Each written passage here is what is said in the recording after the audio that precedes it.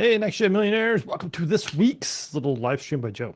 Um, there's a name for it. It makes myself laugh. Anyways, I am Joe Burns. I am the Money Master. I am here to have the real, raw, and important money conversations with you.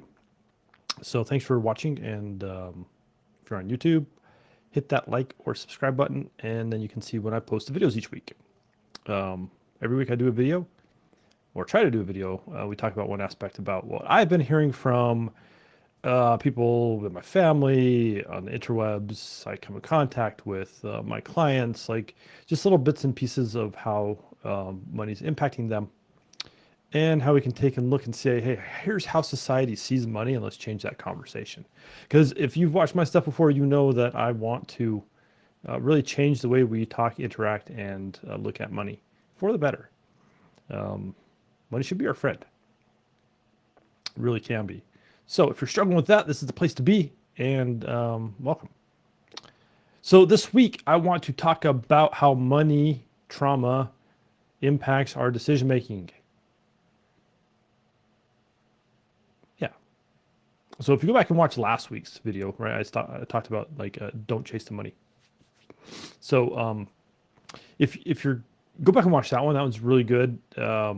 Because money allows us to do lots of different things. So this week is kind of a more in depth on kind of it's a different level, right? Let's take a different angle to what our money trauma is actually doing to us, because a lot of people have money trauma. Like I would say, most everybody does. It's really hard not to have it, based upon how we grew up, how we've lived, the pressure that money's put on us, the pressure that we put on ourselves because of money.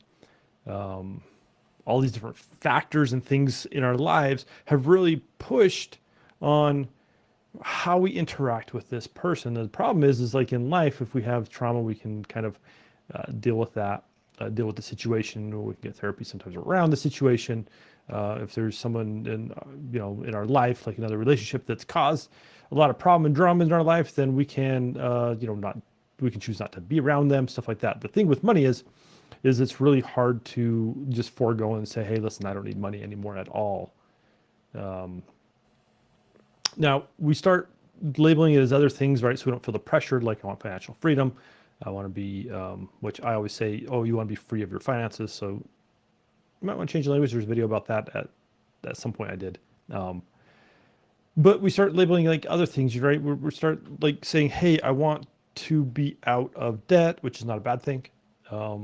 I don't want to buy this thing because X, Y, and Z, blah, blah, blah. There's lots of things we label it as. But if we can be raw and real for a minute, if we can really be honest with ourselves, it's trauma around money, right? And we found ways to cope and soothe ourselves so that we can continue to deal with money, even when it can be very triggering to us because of what's happened to us.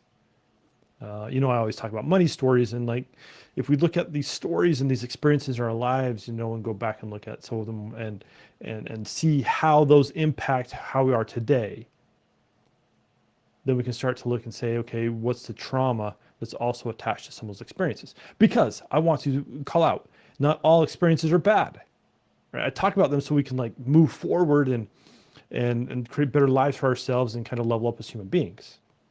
But let's be honest, not all experiences are bad, right? It's the ones that are holding us back that I love to focus on.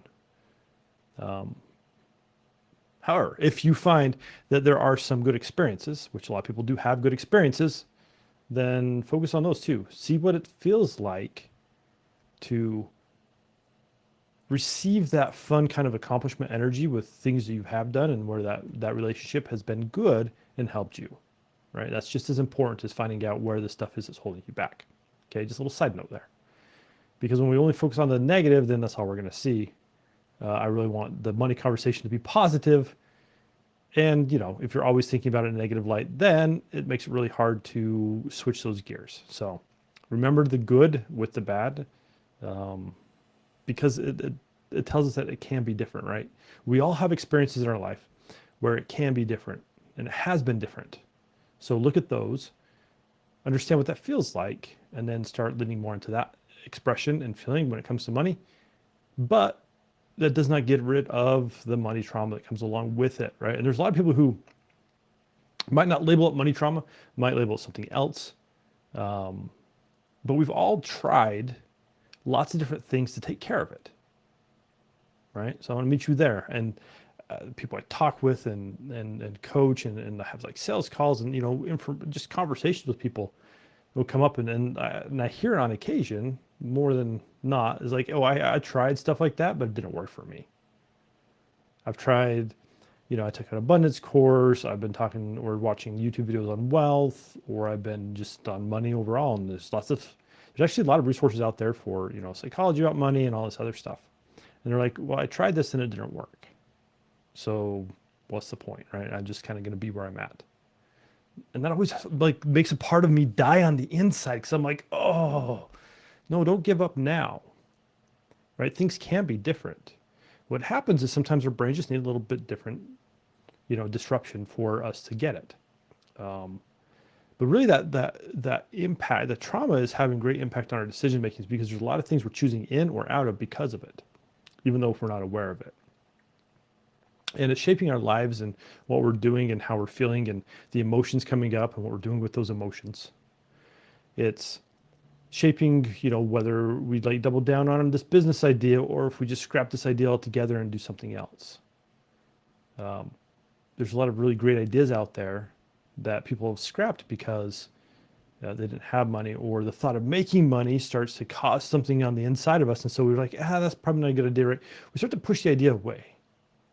We start pushing the idea away and then we go focus on something else, right? Or we can't look at ourselves and be like, oh, I'm awesome, I'm amazing, I can make money, I can do this stuff, because every time we make money, it reminds us of how much we don't like ourselves, or the abandonment we felt in life, or, the time when we really wanted something, we couldn't come up with the funds to make it happen.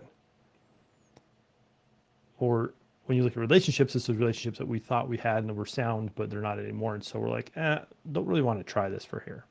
So really the trauma that we're carrying around with us around money, the things that have happened to us, right? They're impacting the day-to-day decisions we make within our businesses.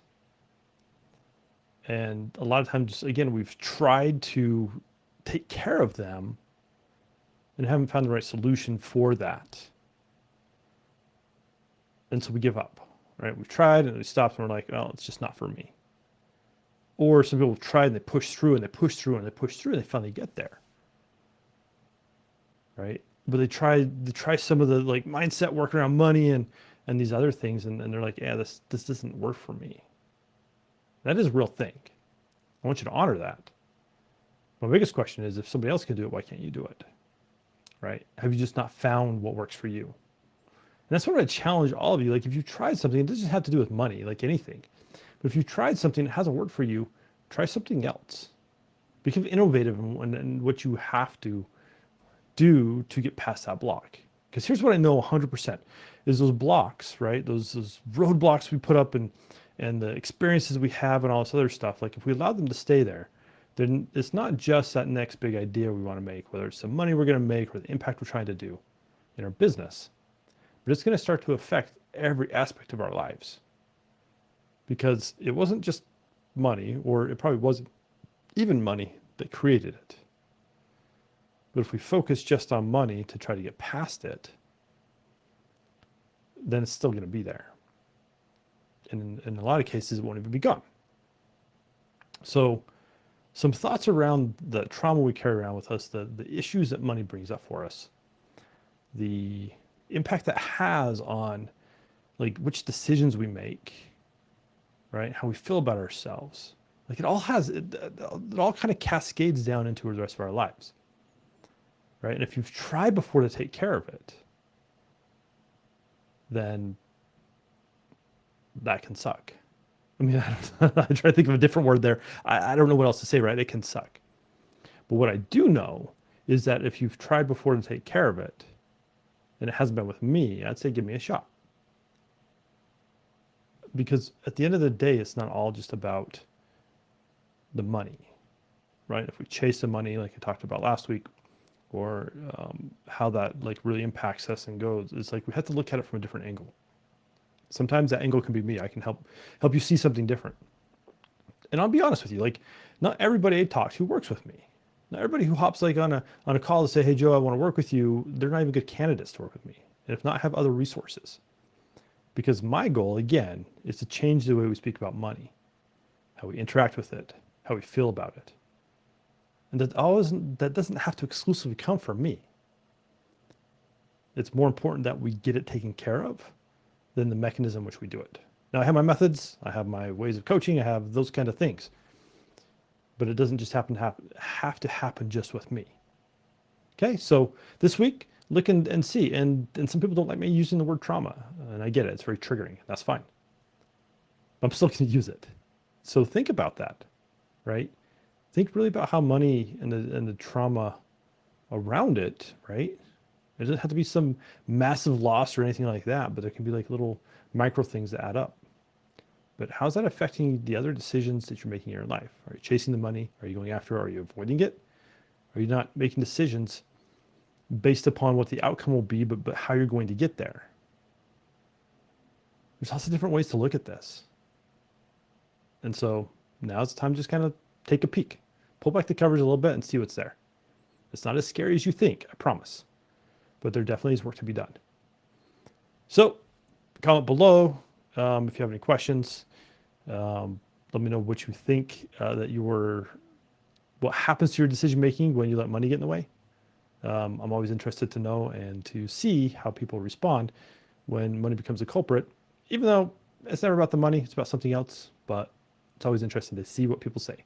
So until next week, don't let your money trauma impact your decision making. Start being more attentive to how that is impacting it and what you can do different to get a different result. Like, the results you're getting today are not the ones you want. So if they're not, then it's time to do something different. So don't let money get in your way because it can become your best friend, even though you've tried, but there are different methods in which it can get there. So I promise it can become your best friend. You just got to give it a chance. So let's take a look at that. And if you got any questions, again, drop them in the comments below. Until next week, we'll see ya. Bye.